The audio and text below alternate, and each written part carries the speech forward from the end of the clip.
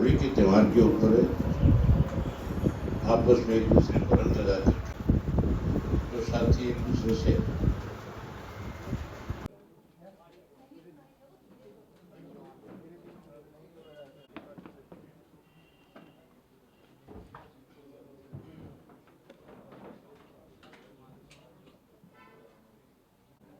बुलाता ही नहीं है कोई आपके यहाँ से, तो कैसे आए? बिहार जाऊंगा तो आपसे टिकट लेके जाना है चुनाव लड़ने, ऐसे थोड़े जाए। सबसे पहले तो आप सबको होली की बहुत सारी शुभकामनाएं। होली आपके लिए सबके लिए बहुत अच्छी रही होगी। होली का महत्व बहुत बड़ा होता है। हमारे यहाँ तो होली के त्यौहार में जो साथी एक दूसरे से विवादित होते हैं, जिनका आपस में कोई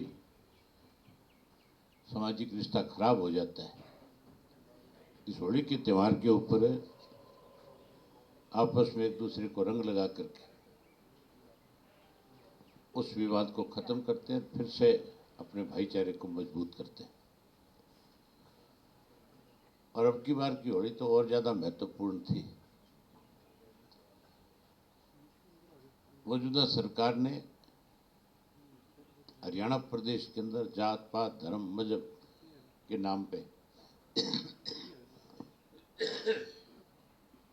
माहौल खराब करने की कोशिश करी थी। विशेष रूप से मेवात में हिंदू और मुस्लिम के बीच में विवाद खड़ा करके हमारे आपसी भाईचारे को, आपसी ताने बाने को एक खत्म करना चाहते थे, तोड़ना चाहते थे। लेकिन समय रहते वहां के लोगों को इस बात की समझ आ गई कि ये सरकार का षड्यंत्र है, और उन्होंने फिर से अपने वहां भाईचारे की एक सामाजिक बैठक बुला ली। उस बैठक में मेवात के हर वर्ग के लोग शामिल हुए और सबने शामिल होकर के आपसी भाईचारे को मजबूत करने की विचार विमर्श के साथ ये फैसला लिया कि हम अपने भाईचारे को किसी कीमत पे टूटने नहीं देंगे, किसी षड्यंत्र का शिकार नहीं होने देंगे, हम इसको और ज़्यादा मजबूत करेंगे। उसी का परिणाम है कि सरकार अपने षड्यंत्र में सफल नहीं हो पाई। सरकार स्वयं कटघरे में खड़ी होगी। और कल के दिन तो जहां रोजे थे, उसके बाद भी मेवात के लोगों ने हिंदुओं के साथ बड़ी संख्या में इकट्ठे होकर के इस होली मिलन समारोह को बहुत बड़ा महत्व देने का काम किया। एक अच्छा मैसेज, अच्छा संदेश उन्होंने दिया। उसकी भी आपको शुभकामनाएं हैं। आपसे भी उम्मीद करेंगे कि इस होली के बाद लोकसभा के चुनाव में आपकी कलम सीधी चले, टेढ़ी मेढ़ी ना हो। आज विशेष रूप से आपको इसलिए आमंत्रित किया था कि एससी समाज में आज बहुत बड़ी ज्वाइनिंग जो है, एससी समाज में विशेष रूप से धानक और बाल्मीकि समाज के साथियों ने इंडियन नेशनल लोकदल पार्टी में आस्था व्यक्त करी है। धानक समाज के जो हरियाणा प्रदेश के प्रधान हैं, धर्मवीर डाबला, जो आपके सामने बैठे हैं, लंबे समय से प्रधान है। ये जहां अपने समाज की सेवा में समय लगाते हैं, वहीं समाज में राजनीतिक जागरूकता भी पैदा करने का काम करते हैं। इनके पूरे समाज के जो इनके साथ नीचे जिलों में काम करने वाले लोग हैं, उनमें राजकुमार है, ओम प्रकाश है, बंशी कायत है, कृष्ण लाडवाल है, इंद्रजीत बागड़ी है, रामधारी इंदौरा है, हवा सिंह खड़कवाड़ है, भूप सिंह खड़कवाड़ है, शंकरलाल डाबला है, सतपाल राजा है, राजेश मोरेवाड़ है, बिंदु सोलंकी है, अशोक कुमार धानक है, संजय धानक है, विश्वास है और मंजीत चिचड़ाना। ये अलग अलग जिलों से जो इनके अध्यक्ष हैं, उन सब ने भी इनके साथ आज इंडियन नेशनल लोकदल पार्टी में आस्था व्यक्त करी है। मैं इनका स्वागत करता हूं, इनका अभिनंदन करता हूं। और वहीं वाल्मीकि समाज के भी हमारे जो प्रधान है सरसा के रवि चौहान, उनके साथ ओम प्रकाश है, विशाल वाल्मीकि है, धीरज वाल्मीकि है, राजकुमार राजू है। ये भी आज यहाँ तो कम संख्या में आ पाए, लेकिन परसों मुझे सरसा मिले थे। बहुत बड़ी संख्या में सब ने इकट्ठे होकर के इंडियन नेशनल लोकदल पार्टी को ज्वाइन किया। इसी तरीके से इनके जो सिख समाज के लोग, वाल्मीकियों में एक सिख समाज भी होता है, उस सिख समाज के भी बूटा सिंह है, रणजीत सिंह है और ये काबल सिंह है, गुरप्रीत सिंह है।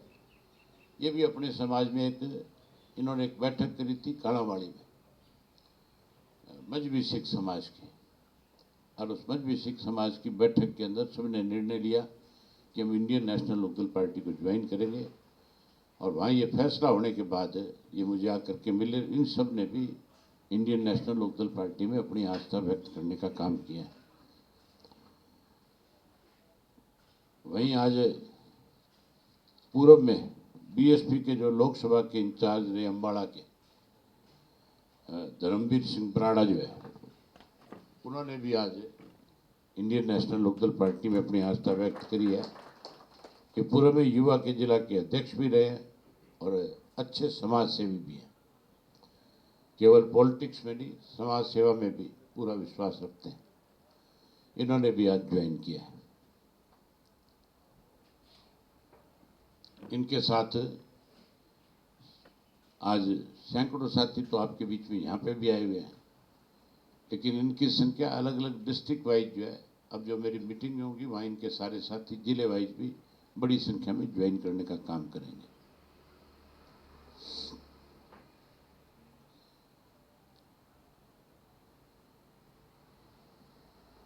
आज तो बस विशेष रूप से आपको इसी के लिए निमंत्रण दिया था कि ये ज्वाइनिंग है हमारी, और ख़ास करके उस समाज की है जिस समाज की सरकार अनदेखी करने का काम करती है।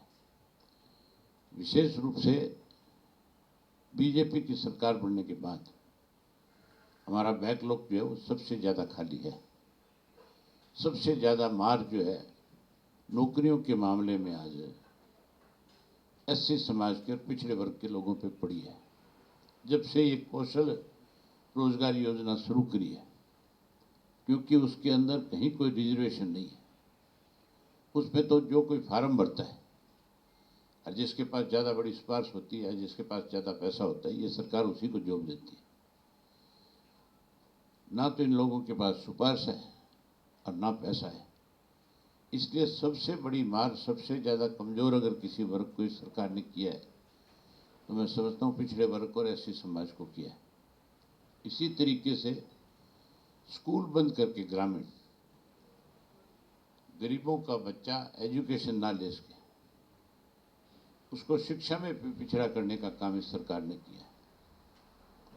इसलिए मौजूदा सरकार से दुखी होकर के, परेशान होकर के इन सब साथियों ने ये फैसला लिया कि गरीब की सुनवाई अगर किसी राज्य में सबसे ज़्यादा थी, गरीब को सम्मान अगर किसी राज्य में सबसे ज़्यादा बड़ा मिला, और बैकलॉग अगर किसी ने भरने का काम किया, तो चौधरी ओम प्रकाश चौटाला जी जब 2000 में मुख्यमंत्री बने थे, उन्होंने सबसे पहले जितनी भी इनकी वैकेंट पोस्ट थी, उन पोस्टों को अखबार में ऐड दे करके निकाला और उस बैकलॉग को उन्होंने पूरा करने का काम किया। कोई एक सिंगल वैकेंसी भी हमारे टाइम में खाली नहीं रहती थी। हम उसको हमेशा हर प्रायोरिटी पे उसको भरने का काम करते थे ताकि गरीब आदमी को उसका रोजगार मिले, नौकरी मिले।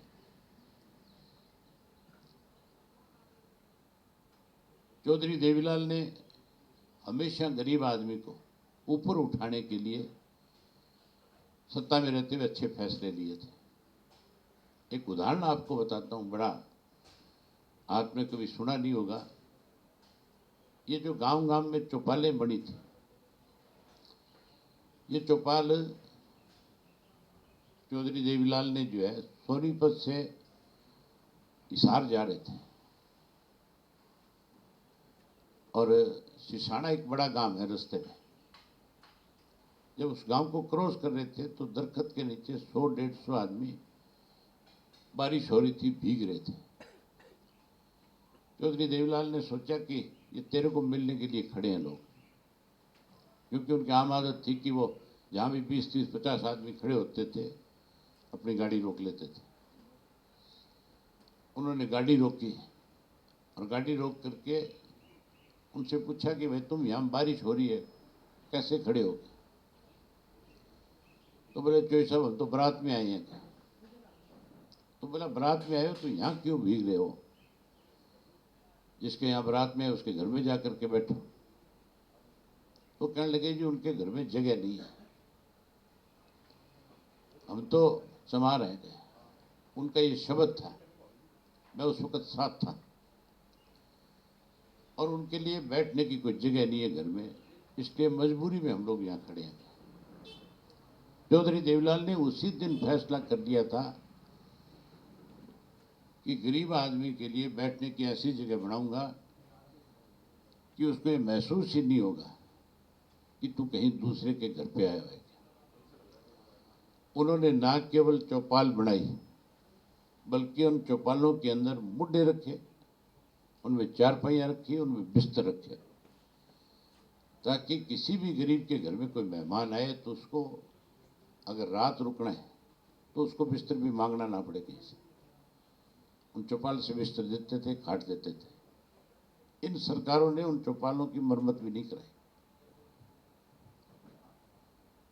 इसी तरह से गरीब की बेटी की शादी के लिए 5100 रुपये की कन्यादान स्कीम जो है वो चौधरी देवीलाल ने शुरू की। उसके साथ साथ कैसे गरीब का बच्चा जो है पैदा होने के बाद स्वस्थ रह सके, उस बच्चे को पैदा करने वाली माँ को खुराक के रूप में उस वक्त में 300-500 रुपये दिए। उस वक्त का 300-500 रुपये बहुत बड़ी चीज़ थी। वो खुराक का मतलब था कि उसको घी मिले, उसको गोंद मिले, उसको जमावना मिले, ताकि उसका बच्चा स्वस्थ रह सके। ये सारी सोच उस वक्त चौधरी देवीलाल की और चौटाला साहब की थी कि गरीब को कैसे आगे बढ़ाया जाए। आज की मौजूदा सरकार और कांग्रेस ने तो गरीब का शोषण किया है। हम अपनी सरकार बनने के बाद उन स्कीमों को और आगे बढ़ाएंगे और ज़्यादा कैसे इनको मदद मिल सके, इनके बच्चे अच्छे स्कूलों में पढ़ सके, आगे आ सके, उसके लिए अच्छे फैसले करेंगे। आज तो ये सब लोग आए हैं, इन सब लोगों ने इंडियन नेशनल लोकदल पार्टी में अपनी आस्था व्यक्त करी है। मैं इनका स्वागत करता हूं, अभिनंदन करता हूं और इनसे उम्मीद करता हूं कि ये इंडियन नेशनल लोकदल पार्टी के संगठन को मजबूत करेंगे और वहीं उसके साथ साथ जहाँ संगठन को मजबूत करने का काम करेंगे, वहीं हर जिले के अंदर, हर हल्के के अंदर अपने साथियों में जागृति पैदा करेंगे कि असल में आपका हितैषी कौन है। आप सब आए, आप सबका धन्यवाद है। आपके लिए चाय की व्यवस्था है, सब चाय पी करके जाएं।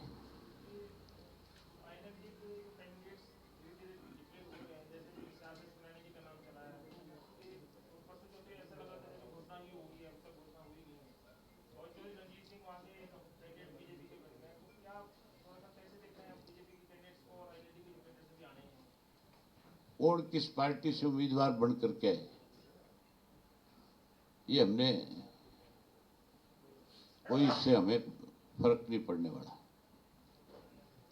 हमारा अपनी पार्टी का, हमारे 5 मेंबर्स की जो कमेटी गई थी, उनकी क्या राय है, हम उनकी राय के मुताबिक अपनी पार्टी के उम्मीदवार खड़े करेंगे।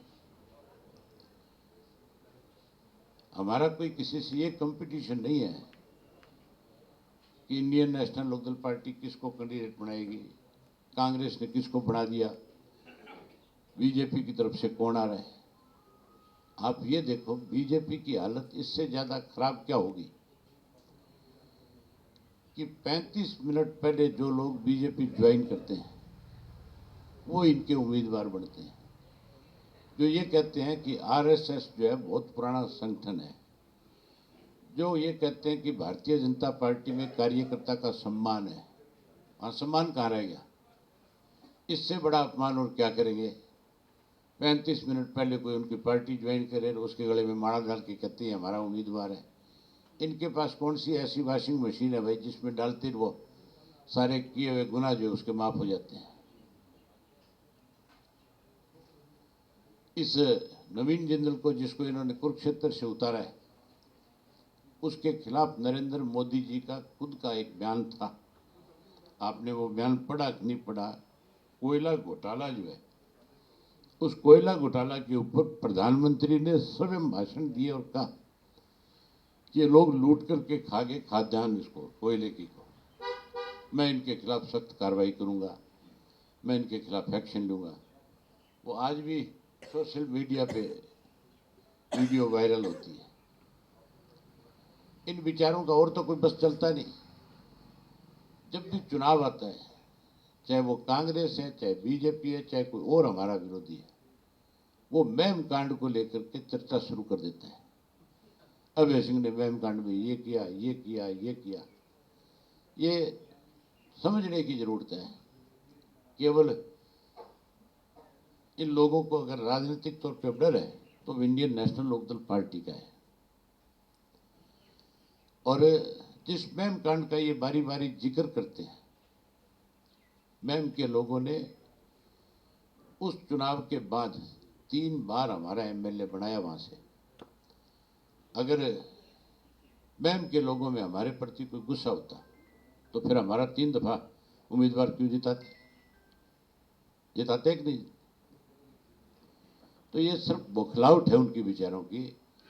अब पिछले 2 दिन से टीवी पे इस तरह का प्रचार चल रहा है। सोशल मीडिया पे एक और नई बकवास शुरू कर रखी है कांग्रेस ने। एक कांग्रेस का कोई लड़का है धाड़ीवाल करके, जो भूपेंद्र सिंह हुड्डा की पोस्टें डालता है। वो आजकल एक वेबसाइट पे कोई सीरियल चलता है, एक कोई उसकी तुलना मेरे साथ कर रखी है। ऐसे लोग अपने आप सुधर जाएं तो अच्छी बात है, otherwise Indian National Lokdal party का कार्यकर्ता सुधारने में कसर नहीं छोड़ेगा। हम वो लोग नहीं है जो मर्जी आए गाली दे ले, हम उसको सुन ले, सहन कर ले। हम गालियां सहन करने वालों में नहीं है। कोई हमारे साथ इज्जत से पेश आएगा, हम उसका बहुत मान सम्मान करेंगे। कोई इस तरह के लोगों के माध्यम से हमें बदनाम करने की कोशिश करेगा तो फिर मैं भूपेंद्र सिंह हुड्डा की भी वो पोल खोल दूंगा जो किसी ने आज तक खोली नहीं होगी। मैं वो बातें सोशल मीडिया पे अपने लोगों को कहूँगा कि लगाओ, जिससे इनको हर जगह शर्मसार होना पड़े। मतलब कितनी घटिया मानसिकता इन लोगों की है, किस तरह से छोटे लोगों से, नासमझ लोगों से इस तरह की चीज़ें लिखवा करके किसी को बदनाम करने की कोशिश की जाती है। मैं लीगली भी उस पर नोटिस दूंगा और उसके साथ साथ अपने कार्यकर्ता को कहूँगा कि जहाँ भी मिले इसको ठीक से सुधारो, इसकी जबान भी ठीक कर दो और इसका दिमाग भी ठीक कर दो।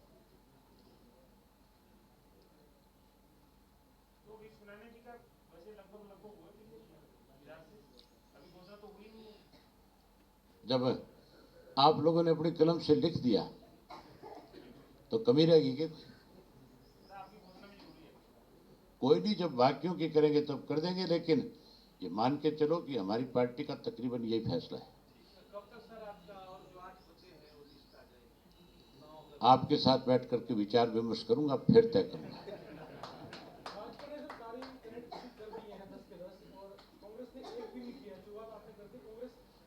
ना तो भाजपा के पास उम्मीदवार थे, ना कांग्रेस के पास उम्मीदवार है। अगर इनके पास उम्मीदवार होते तो ना तो भाजपा किसी के गले में और घंटी बांधती, ऐसे 30-35 मिनट पहले किसी को ज्वाइन नहीं कराती। ये नवीन जिंदल जो है ये लड़ना नहीं चाहता था। इनका घर का परिवार का ये फैसला था कि हम चुनाव नहीं लड़ेंगे, लेकिन उसको ईडी का डर दिखा करके कितनी बार आपके सोशल मीडिया पे, कितनी बार आपके चैनल्स पे चला है कि नवीन आज ज्वाइन कर रहा है, आज अमित शाह से मिल रहा है, आज फलाने से मिल रहा है।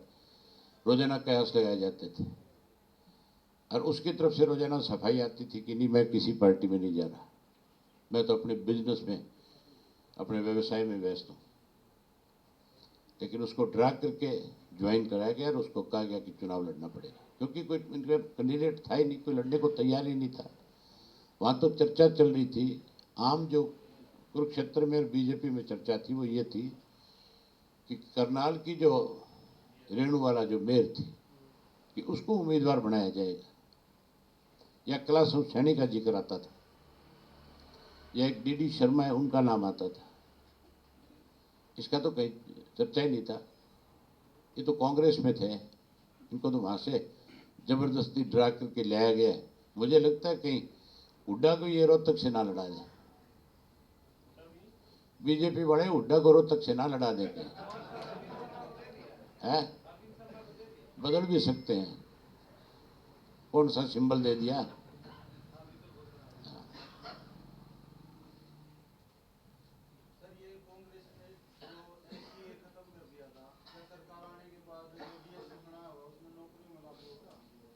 हमने पहले भी नौकरियों में आपको आगे रखा है, आगे भी हम सारी इन चीज़ों पे विचार विमर्श करके कैसे समानता मिल सके सबको, उस पर काम करेंगे। अभी वैसे तो चलो आप सभी राजनीतिक दलों पे अपने ओपिनियन देते हैं, अभी जेजेपी पे क्या लग रहा है आपको? तो बात तो हो गए थे, तो क्या मतलब क्या बनेगा? अब क्या बढ़ेगा? आपके अनुसार, क्योंकि आप तो बड़ा दूरदर्शिता से बताते हैं। मैंने तो आपको बताई थी ना। आप तो कहते हैं मर्ज हो जाएगा, आप तो पहले ये कहते थे, है पहले तो आप ये कहते थे कि जेजेपी जो मतदाता था, जो मतदाता था जेजेपी में जिसने वोट दिया था, वो 99% इंडियन नेशनल लोकदल पार्टी के साथ वापस आ गया।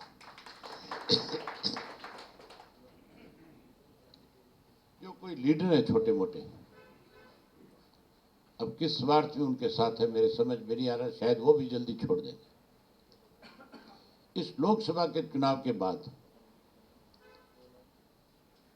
आप भी अपनी कलम से जेजेपी लिखना छोड़ दोगे, ये हालत हो जाएगी। अच्छा सर, आपने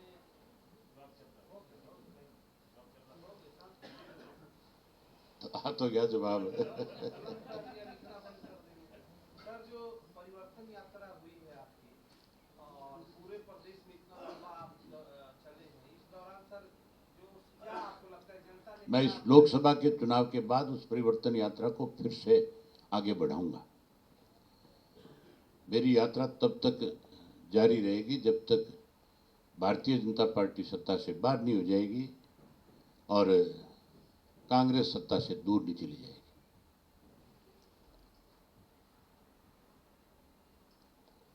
आओ, आपके लिए चाय तैयार है।